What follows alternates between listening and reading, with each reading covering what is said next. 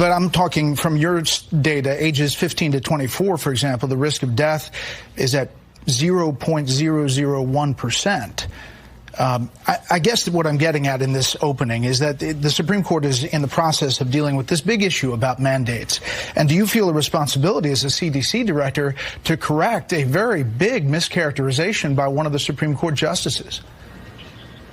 Yeah, here's what I'll tell you. I'll tell you that right now, if you're unvaccinated, you're 17 times more likely to be in the hospital and 20 times more likely to die than if you're boosted. And so what my responsibility is to provide guidance and recommendations to protect the American people. Those recommendations strongly recommend vaccination for our children above the age of 5 and boosting for everyone above the age of 18 if they're eligible. Counsel, those numbers show that Omicron is as deadly and causes as much serious disease in the unvaccinated as Delta did. The numbers, look at the hospitalization rates that are going on. We have more affected people in the country today than we had a year ago in January. We have hospitals that are almost at full capacity with people severely ill on ventilators. We have over 100,000 children, which we've never had before, in serious condition, and many on ventilators. So saying it's a different variant just underscores the fact that without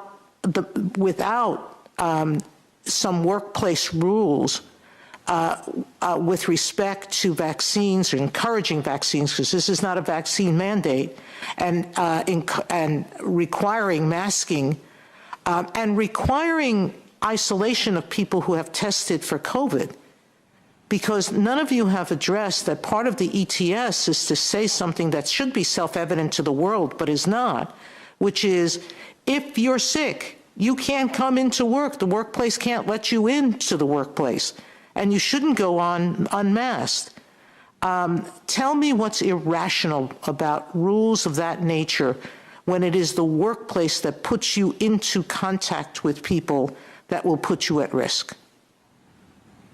I don't know that we've argued that the requirement is irrational, and indeed there may be many states subject to their own state laws that could impose this themselves, or private businesses. So we're not making... So if it's within the police power to protect the health and welfare of workers, you seem to be saying the states can do it, but you're saying the federal government can't, even though it's facing the same crisis in interstate commerce that states are facing within their own borders. I am not sure I understand the distinction why the states would have the power, but the federal government wouldn't.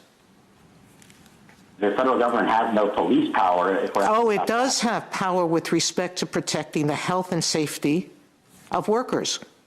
We have accept the constitutionality of OSHA. Yes, I think you'd be asking if they had a police power to protect public health. No, they have a police power to protect workers. I would not call it a police power. I think their Commerce Clause power allows them to address health. Sorry, is there a question?